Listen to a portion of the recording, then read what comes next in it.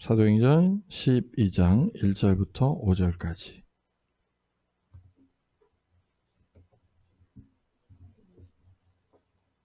네, 저와 여러분이 한 절씩 교독하겠습니다. 이 무렵에 헤롯 왕이 손을 뻗쳐서 교회에 속한 몇몇 사람을 해하였다. 먼저 요한과 형제 간인 야고보로 칼로 죽였다. 헤롯은 유대 사람들이 이 일을 기뻐하는 것을 보고 이제는 베드로까지 잡으려고 하였다. 때는 무교절 기간이었다. 경비대 내표에게 맡겨서 지키게 하였다. 6월절이 지나면 백성들 앞에 그를 끌어낼 속셈이었다. 이렇게 되어서 함께 읽겠습니다. 이렇게 되어서 베드로가 감옥에 갇히고 교회는 그를 위하여 하나님께 간절히 기도하였다. 아멘. 네, 오늘 말씀의 제목은 순교와 기적이라는 말씀으로 함께 은혜를 나누고자 합니다. 순교와 기적. 조금 이렇게 안 어울리는 제목을 이렇게 정하면서 순교와 기적, 좀 안 어울린다, 뭔가 좀 잘 안 맞는다 라는 생각을 했지만, 또 오늘 본문 가운데 나오는 어서 오세요 승우 형제, 핵심 내용들이 이렇게 순교를 당하고 또 하나님께서 그 가운데 이루어 가시는 역사들을 이렇게 볼 수 있습니다. 우리의 삶 가운데 고난이 닥쳐옵니다. 여러분들 삶 가운데 어떤 고난을 경험하셨는지 모르겠어요. 우리 어린이들은 내가 고난을 경험하거나 고난을 당하거나 그런 일들이 많지 않을 것입니다. 또 의외로 또 근데 우리 어린이지만 어떤 큰 사고를 당하거나, 그쵸? 아니면 거의 죽을 병에 걸려서 또 고통을 당한 또 우리 어린이들도 있을 거예요. 우리 우찬이 같은 경우는 몇 학년 때였어요? 교통사고 당한 게? 예? 초등학교 3학년. 네, 초등학교 3학년 겨울방학 하는 날, 아침 등굣길에 파란불이 켜져가지고 횡단보도를 탁 내딛는 순간에 차가 이렇게 우회전이라고 하나요? 우회전 해가지고 오면서 그 신호 바뀐 걸 보지 못하고 부딪힌 적이 있었어요. 그래가지고 이 종아리 뼈가 이렇게 두 개가 있거든요. 이 두 개가 다 부러져가지고 부러진 뼈가 피부를 뚫고 밖으로 이렇게 나오는 그런 일이 있었어요. 그래가지고 이제 병원에 싣고 갔는데 처음에는 건양대학병원이 가까워서 이제 갔어요. 건양대학병원에 갔는데 이렇게 못하는 거예요. 이 처치를 못하고 한다고 하는데 잘 이 뼈를 못 맞추더라고요. 그래서 이제 수술한다 이런저런 이야기를 해가지고 그때 아마 이제 아는 지인의 이제 요청을 받아서 저희가 충남대학병원 응급실로 다시 옮기게 되었습니다. 그걸 보면서 건양대학병원보다 충대가 훨씬 좋구나. 아프시면 충남대학병원으로 우리는 가야 되겠습니다. 건양대학병원이 제대로 이 처치를 못하더라고요. 그래서 충남대학병원에 가서 이제 응급실에 딱 들어갔는데 정형외과 의사들이 탁 모이더라고요. 정형외과 의사들이 대체적으로 좀 이렇게 덩치가 좀 있더라고요. 그 과별로 좀 이렇게 생김새들이 있잖아요. 좀 정형외과는 약간 좀 이렇게 덩치들이 있으시고, 소아과는 좀 여자 의사들이나 좀 야리야리하신 그런 선생님들이 좀 보시죠. 그래서 이제 정형외과를 딱 갔는데 처음에 한 두세 명이 와서 이제 뼈를 이렇게 맞추더라고요. 맞추고, 근데 맞지도 안 하고 이거를 막 다리를 잡아 빼가지고 여기서 땡기고, 그러니까 이제 우찬이는 막 죽는다고 막 소리를 지르고 피는 막 나오고 뚝뚝 떨어지지. 이거 뼈는 안 맞춰지지. 너무 리얼한가요? 그래서 이제 와, 이렇게 저렇게 하기가 참 어려운 상황이었어요. 그렇게 해가지고 이제 또 엑스레이를 찍었는데 안 맞은 거예요. 안 맞았어. 그 다음에는 한 5명이 오더라고요. 5명이 안 맞았다고. 그 다음부터는 그냥 아주 사람을 치료하는 건지 죽이는 건지 모르게 막 그냥 그래 마취를 했나요? 와, 그런데 이렇게 이걸 잡아서 이렇게 끼우는데 피가 쫙, 그래가지고 이 의사들 그 가운에, 하얀 가운에 막 피가 다 묻는 거예요. 그렇게 해가지고 수술을 하지 않고 뼈를 맞추고 이제 기부스를 해가지고 이제 그 뼈가 굳기를 뭐 한 달? 근데 병원에는 한 달 입원해 있었나요? 네, 입원해 있었습니다.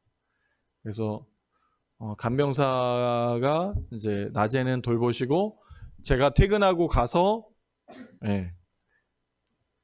또 같이 잠도 잤죠? 잠도 자고 이렇게 하면서 병원 생활을 했던 시간들이 있었습니다. 이렇게 예기치 않게 그 초등학교 3학년 때 뭐 무슨 죄가 있고 무슨 잘못이 있습니까? 근데 그렇다고 뭐 저기 무단횡단한 것도 아니고 신호등이 바뀌어서 이제 탁 내딛는 순간에 이제 그런 일을 당했죠. 이렇게 삶의 그 어려운 삶의 시련과 고통이 있습니다. 여러분들 뭐 다 제가 알지는 못하지만 여러분들의 성장 가운데 지금 이 시간까지 여러분들이 이 자리에 앉아 있는 것은 결코 우연이 아니죠. 우연이 아닙니다. 그러면 하나님의 백성들, 하나님의 자녀들에게 왜 이런 시련과 고난이 닥쳐오는가? 우리의 삶을 보면 매일매일 화창한 봄날처럼 또는 뜨거운 여름처럼 우리의 삶과 인생, 태양은 우리를 만약에 그렇게 비춘다면 우리나라는 아마 사막이 될 거예요. 또 태풍이 치기도 하고 또 비바람이 불기도 하고 그러면서 우리의 생태계와 또 우리의 자연 환경은 이렇게 지켜지는 것이죠. 그렇죠? 비가 오지 않으면 금방 그 땅은 사막이 되고 말아요. 그런 것처럼 우리의 삶과 인생에 고난과 어려움이 닥치는 것은 하나님께서 우리를 눈동자처럼 지키시는 자연의 섭리, 삶의 섭리를 이끌어 나가시는 하나님의 계획과 뜻이 있다는 거예요. 자, 오늘 이 초대교회에도 이런 어려움과 고난이 닥쳐오게 됩니다. 우리가 계속 사도행전 말씀을 나누면서 초대교회의 삶들을 돌아봤죠. 스데반의 그 순교 이후로 많은 핍박이 시작되었고 많은 사람들이 이렇게 뿔뿔이 흩어져 있었습니다. 그렇지만 또 우리가 말씀 가운데 보았지만 그 흩어짐 가운데 부흥과 또 회복의 역사가 일어나고 있었습니다.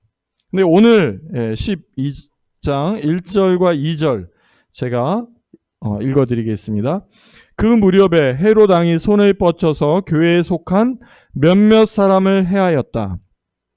그는 먼저 요한과 형제가 아닌 야고보를 칼로 죽였다. 자, 헤롯 왕이 손을 뻗쳐서 교회에 속한 몇몇 사람을 해하였다. 이렇게 나와 있습니다.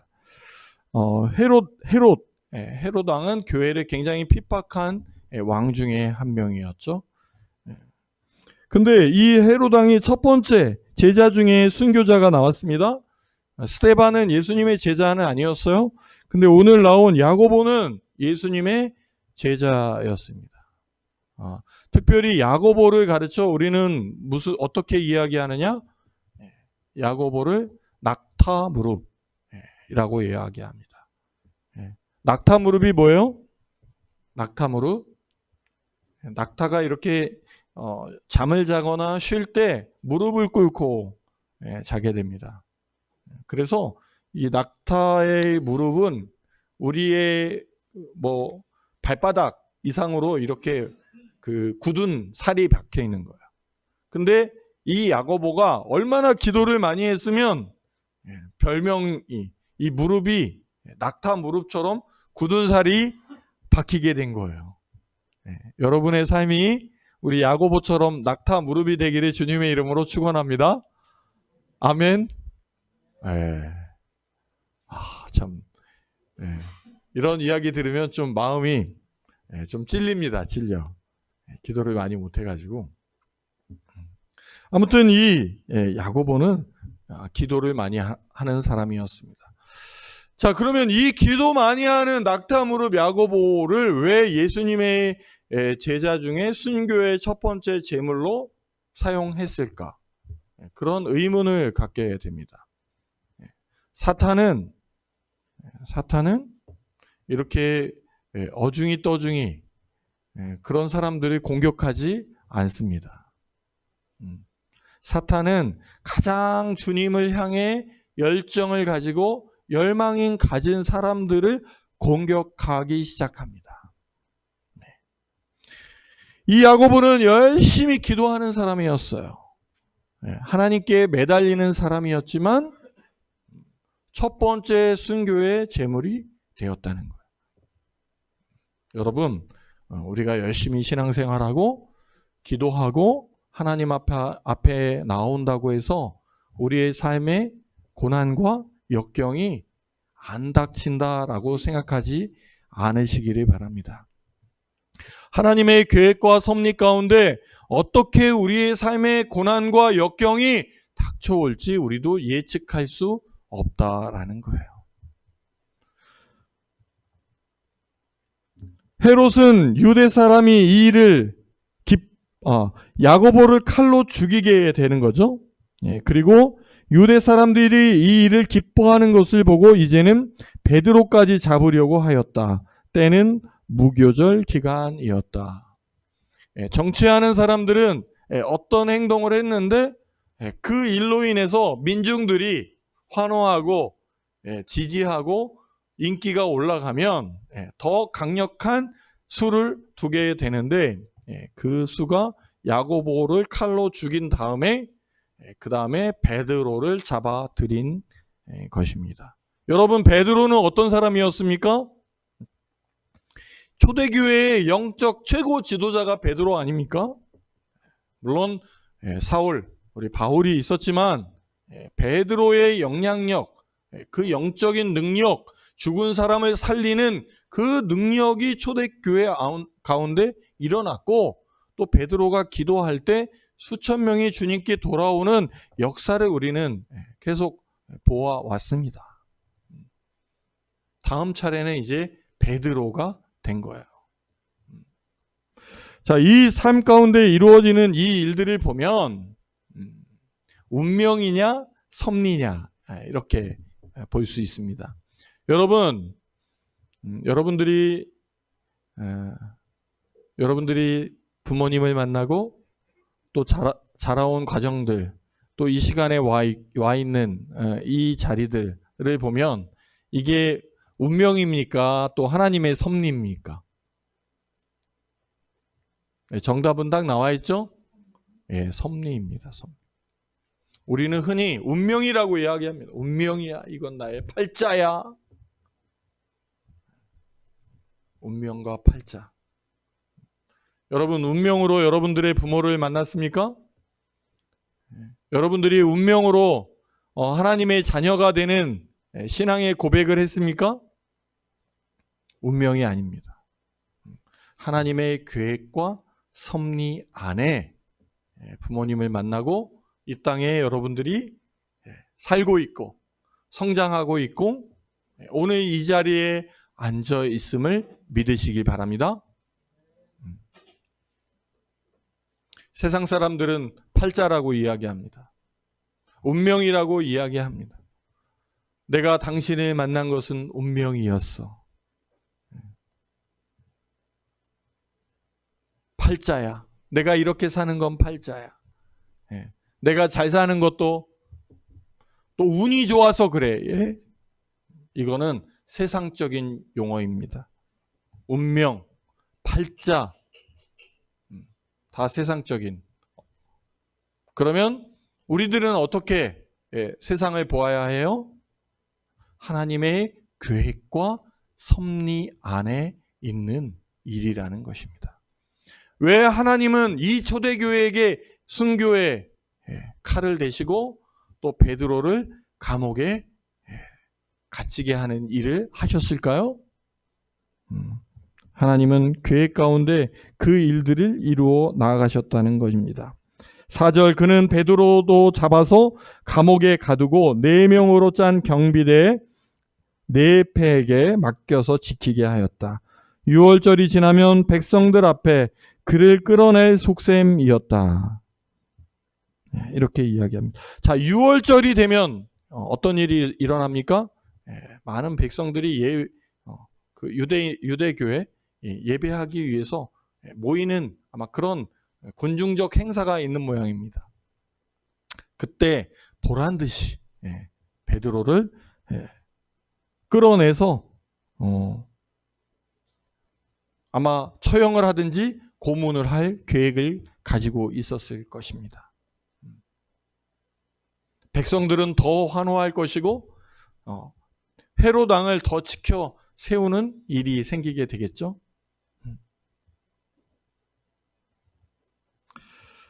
또 이렇게 되어서 베드로가 감옥에 갇히고 교회는 그를 위하여 하나님께 간절히 기도하였다. 베드로가 감옥에 갇힐 때 교회는 그를 위하여 하나님께 간절히 기도하였다. 이렇게 나와 있습니다. 교회가 그를 위하여 기도하였다. 부모가 자녀를 위해 기도하였다. 아멘.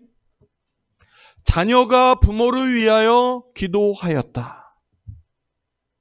이런 중보 기도의 역사가 여러분 삶 가운데 일어나길 바랍니다. 교회가 그를 위하여 기도하였다. 여러분은 누구를 위하여 기도하고 있습니까? 여러분들의 진로, 여러분들의 건강, 여러분들의 결혼, 여러분들의 학업, 여러분들의 사업, 비즈니스 기도할 거예요. 근데 여러분들이 이웃을 향해서, 여러분들이 부모를 향해서, 여러분들이 자녀를 향해서 기도하시길 바랍니다. 우리 교회가 선교지를 향해서 기도하는 것, 우리 교회가 공동체를 위해서 기도하는 것.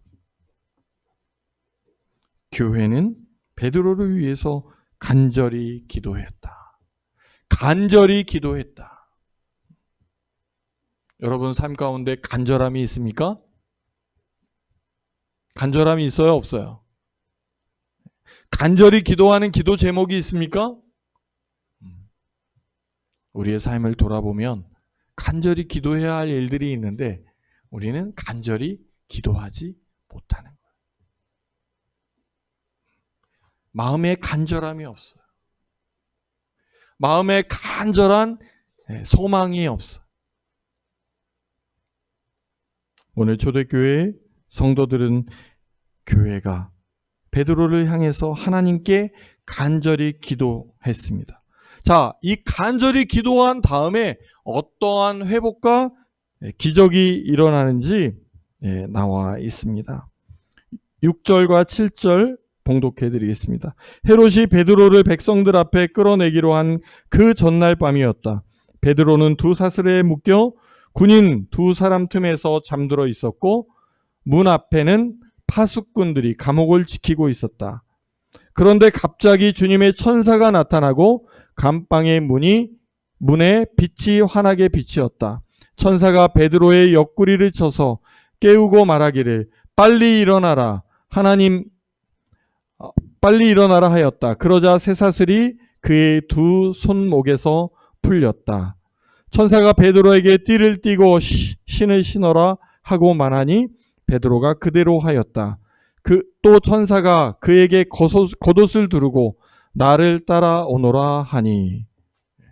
이렇게 베드로에게 기적적인 일들이 일어나게 됩니다. 쇠사슬에 묶여 있었고 군인들이 빈틈없이 지키고 있는 그 상황에서 감옥에 기적이 일어난 것입니다. 감옥의 빛이 환하게 비치게 됩니다. 천사들이 와서 베드로의 옆구리를 치면서 빨리 일어나라 라고 말합니다. 그리고 띠를 띠고 신을 신어라 라고 말합니다. 베드로는 그 말에 순종하였고 겉옷을 두르고 따라 나아가게 됩니다. 여러분, 우리의 삶 가운데, 우리의 고난 가운데, 또 우리의 간절함 기도 가운데 하나님께서는 성령님을 통하여 우리에게 기적을 베풀어 주실 줄 믿습니다. 우리의 삶은 꼬여 있는 것 같고 우리의 삶은 고난의 연속이지만 또 고난이 닥쳐오지만 하나님께서는 하나님의 계획 가운데 일을 풀어가시고 감옥의 문이 열리게 하시고 빛이 비치게 하시고 하나하나 옷을 입어라, 신을 신어라, 어디로 가라 이렇게 말씀하신다는 거예요.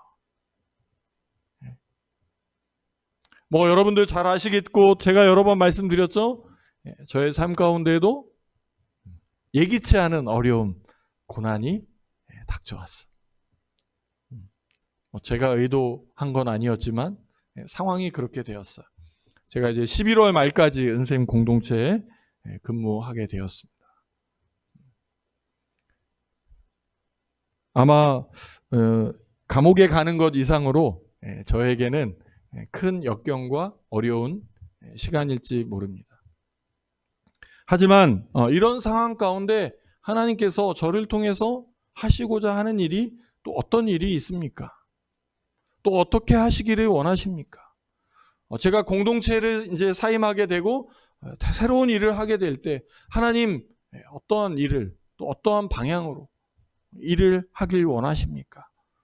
이렇게 자꾸 묻게 되고 또 하나님께 여쭙게 됩니다. 저는 하나님께서 길을 열어 가시고 또 일을 주실 거라고 믿습니다. 아멘. 기도를 많이 해주세요. 많이 부탁합니다.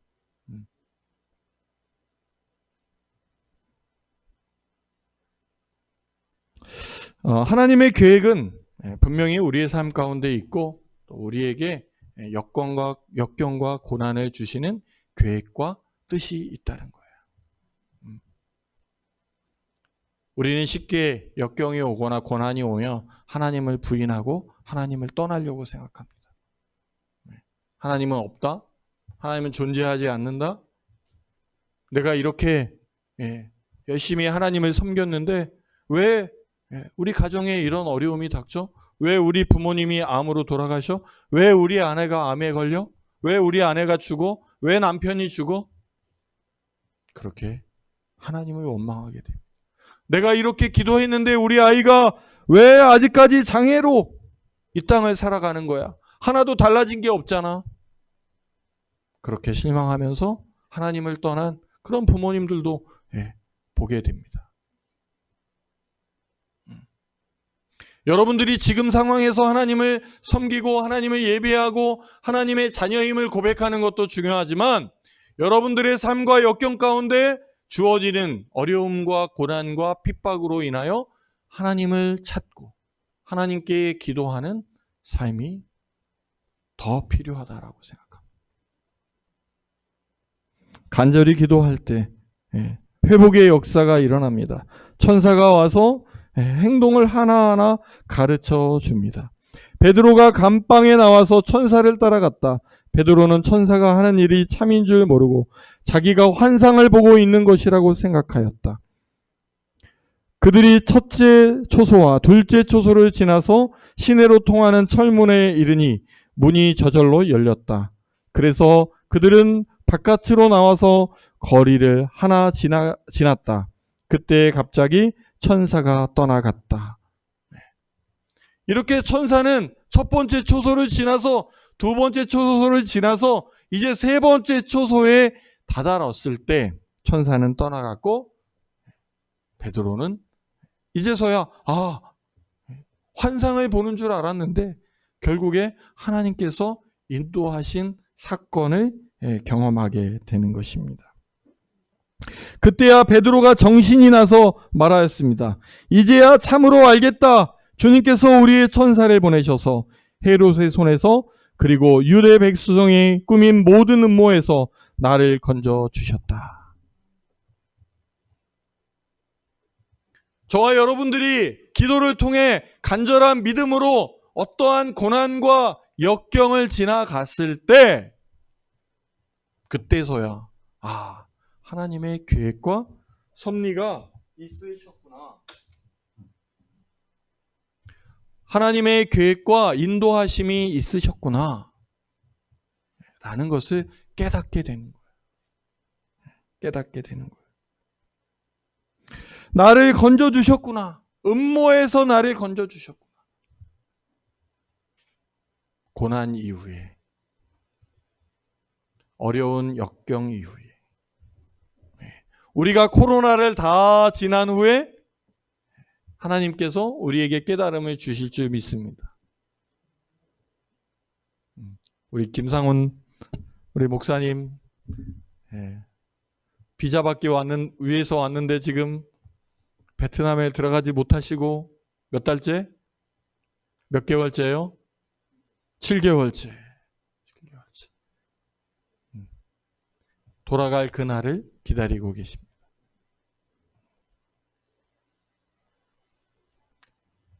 돌아가는 그날, 또 돌아가서 하나님께서 왜 나를 이곳에 보내셨는지 이제서야 알겠다.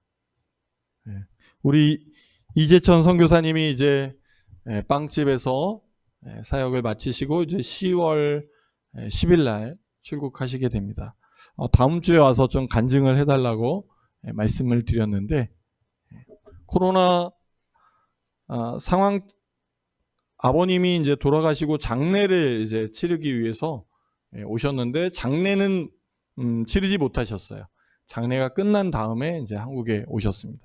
코로나 상황이었고요. 그래서 이제 한국에 들어오셨는데 이제 다시 인도에 들어가지 못한 거예요. 비행기가 안 떠서. 근 1년 이상을 한국에 머무르게 되셨어요. 그러면서 은생 공동체에서 은생 공동체를 만나게 하셨고 빵을 배우게 하셨고 또 김선봉 우리 기능장님 만나게 하셨고 이제는 인도에 가서도 빵집을 훌륭하게 차릴 수 있는 그런 기능을 이제 충분히 습득하시게 된 거예요. 그래서 저희가 이제 지난주에 마지막 금요일 날 빵을 만들고 이렇게 교제하면서 그런 이야기를 나누었습니다. 하나님의 계획 가운데 코로나 상황 가운데 이곳에 오게 하셨고 또 그런 과정 가운데 하나님 역사하셔서 이제 인도에 가면 베이커리 사역을 통해서 비자 걱정 없이 사역할 수 있는 어떤 통로, 디딤돌을 만들 수 있게 되었다. 이렇게 고백하는 이야기를 듣게 되었습니다. 우리 다음 주에 또 이재천 선교사님 간증해 주시게 거라고 생각하는데요. 이렇게 우리의 삶과 역경과 또 어려움 가운데 하나님께서 왜 그 일을 주셨는지를 이제 우리는 깨닫게 되고 또 경험하게 되는 것이죠. 여러분들이 지금 가난합니까? 여러분들의 가정 환경이 불우합니까?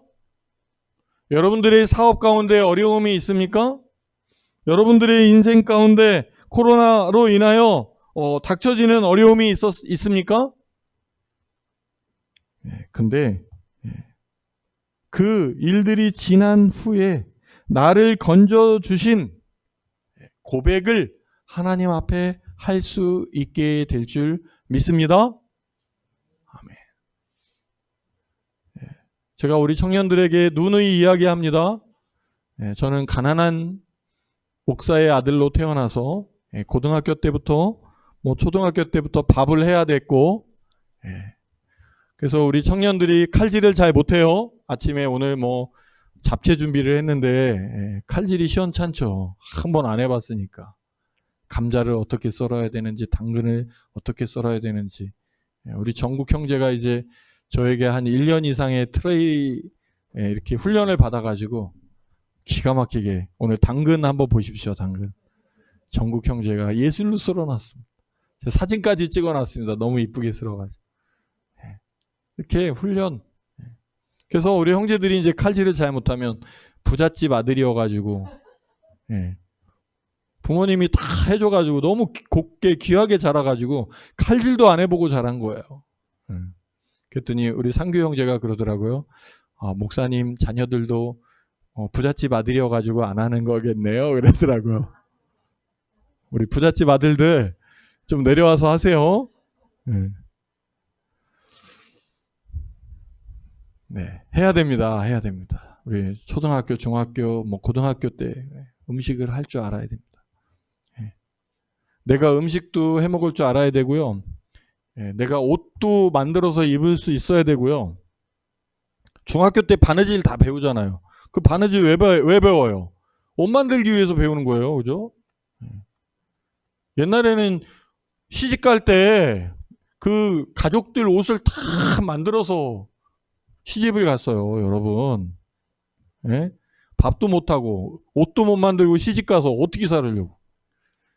너무 좀 너무 같네요. 아무튼 옷도 만들 수 있어야 돼요. 예나야, 그지? 재봉틀 사달라고 그래, 엄마한테. 나 오늘부터 옷 만들어 입을 거야, 그러면서. 알았죠? 음식도 할 수 있어야 돼요. 잘하죠? 예진아, 음식 잘해요? 이게 자꾸 시켜야 됩니다. 시켜야 돼요. 우리 우찬이가 설거지 하는 거 보고 깜짝 놀랐습니다. 너무 잘하는 거예요. 너무 잘하는 거예요. 공부 잘하는 것보다 설거지 잘하는 게 저에겐 기쁨입니다. 자꾸 아마 하면서 이제 성장하면서 아이들이 잘하더라고요. 나를 건져주셨다라는 고백을 할 수 있는 삶과 믿음, 또 하나님의 섭리를 기대하는 저와 여러분이 되기를 주님의 이름으로 축원합니다. 12절, 이런 사실을 깨닫고서 베드로는 마가라고도 하는 요한의 어머니 마리아의 집으로 갔다. 거기에는 많은 사람이 모여서 기도하고 있었다. 오늘 저희가 12절까지만 말씀을 나누겠습니다. 오늘 베드로는 마가라고도 하는 요한의 어머니 마리아의 집으로 갔는데, 자, 거기서도 많은 사람이 모여서 기도하고 있었다. 아마 구역 모임이었을 것 같아요. 가정교회라고도 할 수 있을 것입니다. 그곳에 모여서 많은 사람들이 함께 모여서 기도하고 있었다라는 거예요. 어떤 기도를 했습니까? 야고보의 순교 이후에 베드로가 감옥에 갇히게 되었고, 베드로의 이제 석방, 또 베드로가 풀려 나오기를 위해서 중보 기도를 해 준 거예요. 중보 기도. 여러분들의 삶과 인생 가운데 나 자신만을 위해서 기도하는 것이 아니라 나 말고 다른 사람을 위해서 중보 기도하는 그런 삶을 살아나가는 저와 여러분이 되기를 주님의 이름으로 축원합니다. 저와 여러분들이 이렇게 잘 살고 있다면 그 살고 있는 것이 저와 여러분의 잘남 때문이 아니라 많은 사람들이 저와 여러분을 위해서 중보 기도하고 있기 때문이다 라고 믿으시길 바랍니다. 여러분의 부모님들이 기도하고 계실 것입니다. 여러분들의 자녀들이 기도하고 있을 것입니다. 또 여러분들의 교회 동료들이 또 기도하고 있을 것입니다. 담대하게 나를 위해 누군가 기도하고 있음을 잊지 않고 하나님 앞에 담대하게 또 세상 앞에 담대하게 믿음으로 승리하는 삶을 살아나가는 저와 여러분이 되시기를 주님의 이름으로 축원합니다.